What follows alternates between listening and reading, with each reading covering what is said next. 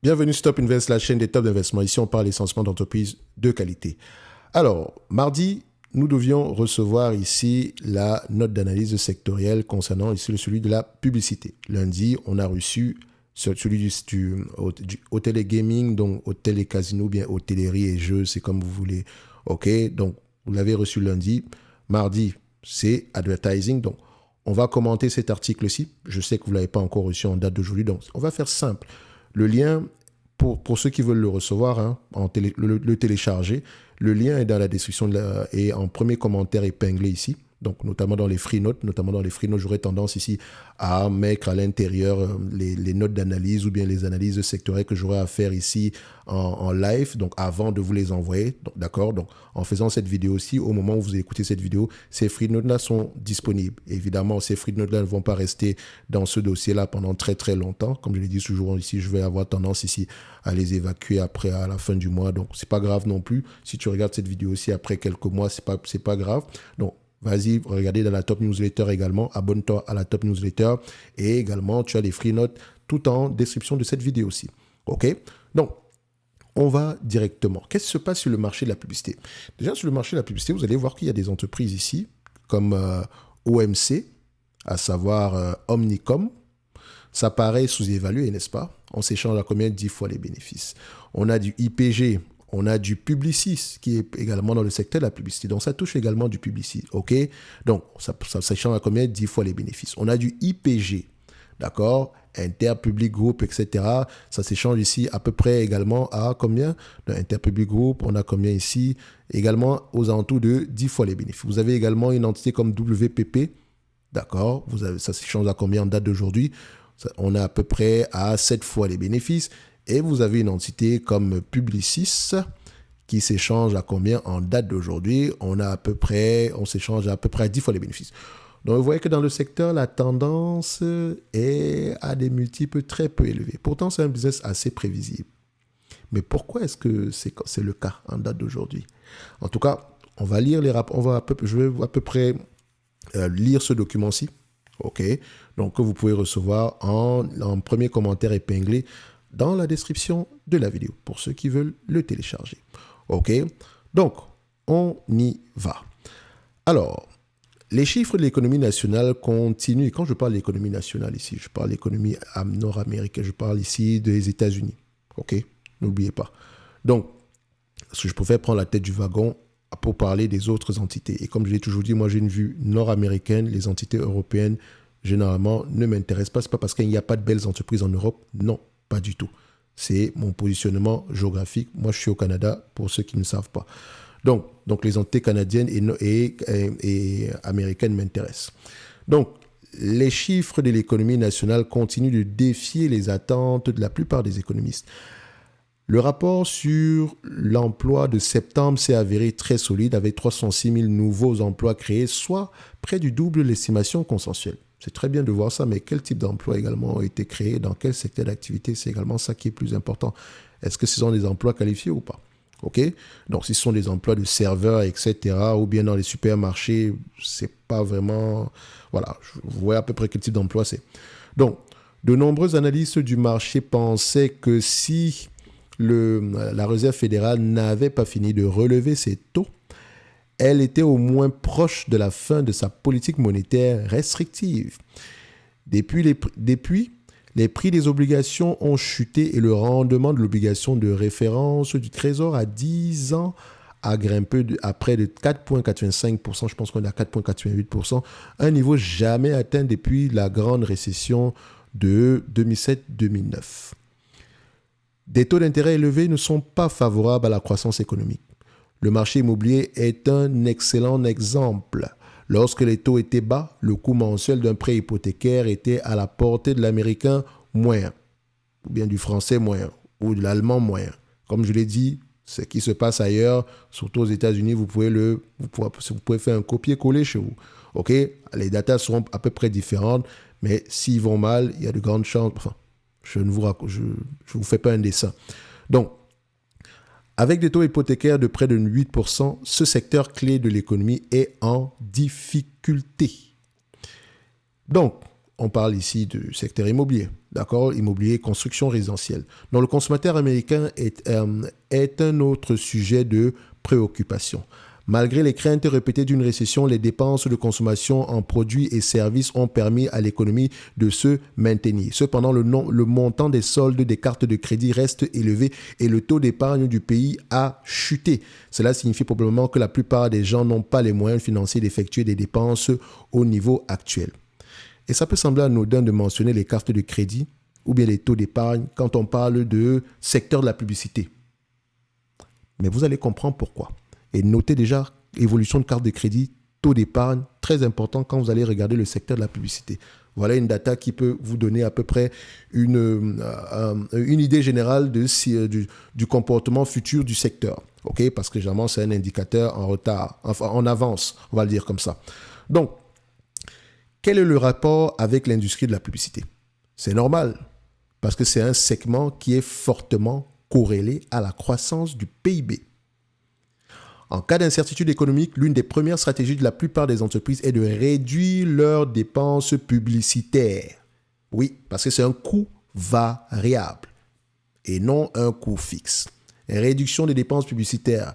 Donc, la logique est la suivante. Puisque les consommateurs dépensent moins, pourquoi dépenser plus pour identifier les acheteurs réticents? Donc, maintenant, on va parler de la conjoncture économique. Au deuxième trimestre, la plupart des entreprises de ce secteur ont affiché des résultats mitigés, voire médiocres. On dit la plupart, ce n'est pas tout le monde, ok? Parce que Publicis, c'était assez correct. D'accord? Donc, si des secteurs tels que la santé ont montré des signes de vigueur, le secteur de la technologie a commencé à se replier. Et quand on parle du secteur de la technologie, ça ne veut pas dire que c'est parce que les entreprises ici de publicité ont comme clients d'autres entités dans d'autres secteurs. Notamment la santé, on fait beaucoup de publicité. La technologie également, on en fait énormément. Ok, vous savez qu'au niveau de la santé ici, il y a beaucoup de choses qui se passent. Et quand on dit santé, c'est global. C'est global. Ça peut être équipement, ça peut être pharmaceutique, etc. Ça peut être, bon, je ne sais pas si on fait la pub des hôpitaux, etc.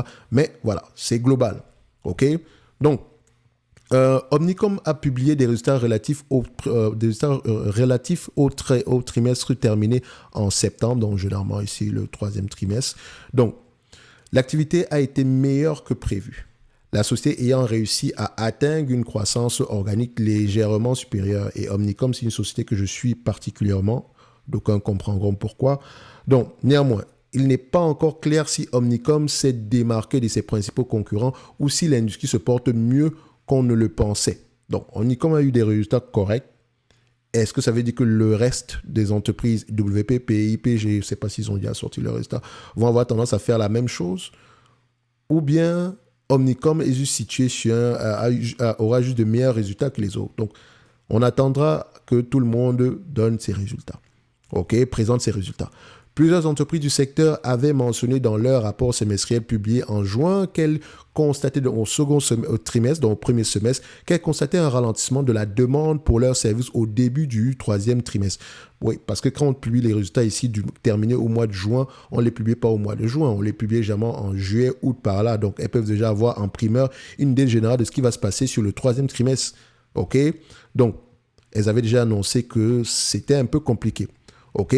Donc, résultat du troisième trimestre. Une partie souvent négligée du secteur de la publicité est constituée par les entreprises actives dans le domaine de la publicité extérieure.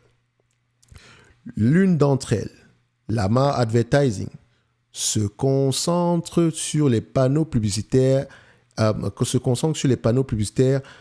relativement bien résisté depuis la fin de la pandémie.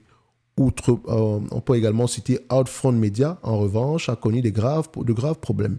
Donc, Lamar, et j'ai pris l'exemple ici parce que j'avais déjà cité Lamar Advertising et Outfront. Et si vous regardez bien ces deux vidéos ici, vous allez voir des rendements très élevés. Mais les deux ne sont pas logés à la même enseigne. Il faut faire très attention. OK?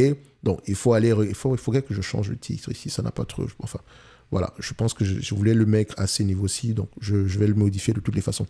Donc, Lamar Advertising est mieux positionné que Outfront Media. OK? Et quand vous allez lire un tout petit peu sur Outfront Media, il y a une certaine différence entre les, mais bon, je l'ai mentionné ici de toutes les façons. Donc, qu'est-ce qui se passe? C'est un marché de niche, donc c'est-à-dire que c'est toujours également de la publicité, mais c'est très négligé. Or, elles sont constituées comme des rates ici. Donc, la plupart de ces actifs étant situés dans ces actifs dont on dit que l'entité Outfront Media, OK? Donc, la plupart de ces actifs étant situés dans d'importants centres de transit à New York et San Francisco. L'entreprise ne s'est jamais remise du Covid-19 car l'augmentation du travail à distance et les taux de criminalité élevés ont réduit l'utilisation du métro et des transports en commun. Centre de transit. Et quand on parle de transit, on parle de quoi? Autocar, métro. Et quand vous allez dans le métro, vous voyez de la publicité, non? C'est Outfront à New York ou à San Francisco. Or, s'il y a moins de personnes qui passent, ça fait pas bon pour le business. OK? Pourtant, Lamar Advertising, c'est des billboards, c'est essentiellement ici des gros panneaux publicitaires ici à l'extérieur, donc sur les autoroutes, etc. OK? Donc, c'est sûrement pas le même business. Et c'est un business qui est très particulier. Intéressez-vous à Lamar Advertising. Après, allez-y regarder en profondeur. Et n'ayez pas peur de la dette ici. Elle a les moyens de payer cette dette-là.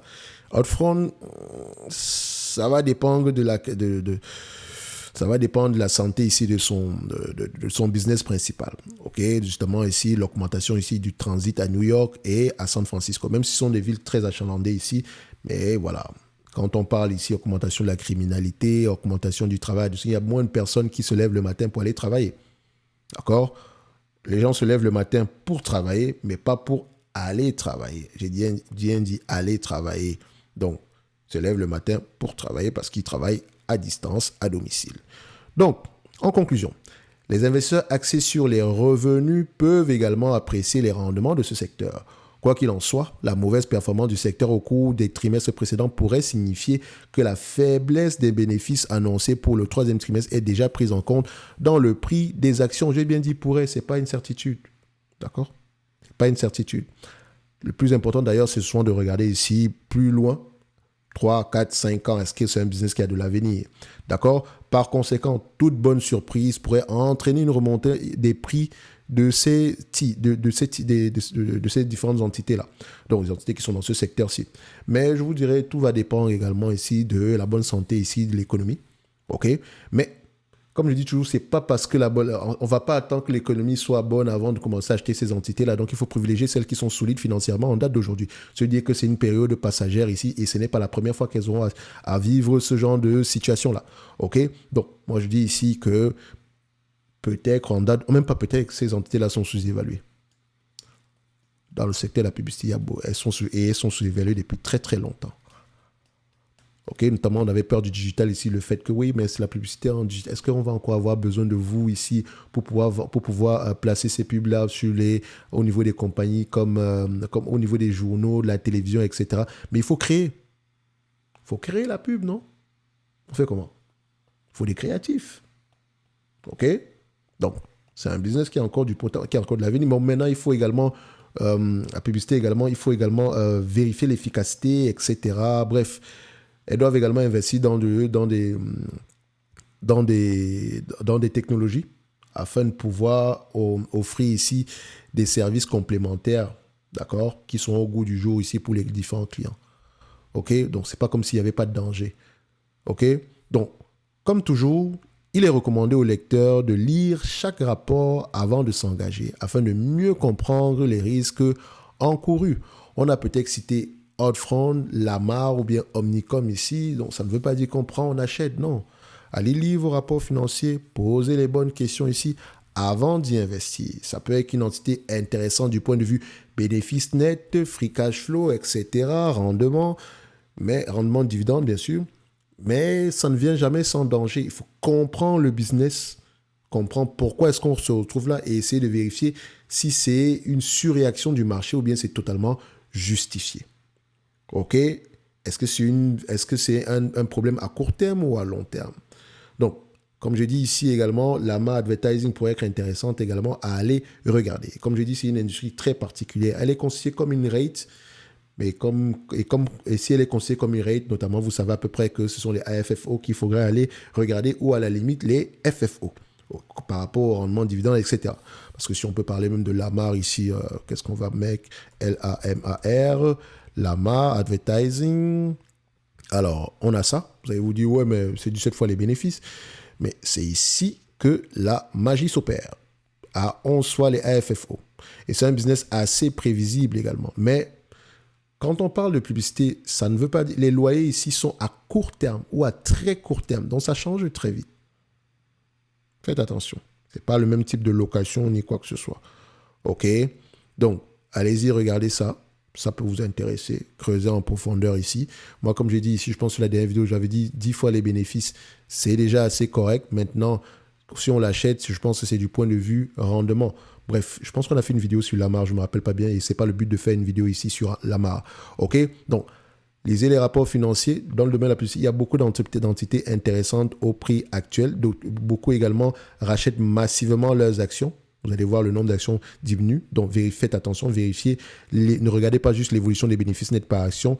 Regardez l'évolution du bénéfice net en termes de volume. Au moins une stabilité. D'accord? Donc, un like, un abonnement, un commentaire. N'oubliez pas en premier lien, n'oubliez pas ici en commentaire épinglé sous la description de cette vidéo-ci, vous aurez le lien vers les free notes pour pouvoir télécharger ce document. OK? Donc, vous avez également la top newsletter pour recevoir les autres. Vous allez me dire, mais pourquoi est-ce qu'on n'a pas reçu ça ici avec directement par courrier pour ceux qui sont abonnés à la top newsletter? En fait, je ne sais pas pourquoi ma plateforme Spodia, on me dit, je n'ai que le droit, j'ai uniquement le droit d'envoyer pour le moment un seul email par jour. Je ne sais pas, pourtant bref, c'est temporaire, donc on va le prendre comme ça. De toute façon, vous pourrez... Les prochains, vous allez les recevoir demain, vous allez recevoir l'autre, etc. Dans tous les cas de figure, on a une alternative. Vous allez sur les free notes, vous téléchargez ça et voilà, vous faites ce que vous voulez avec. OK? Merci.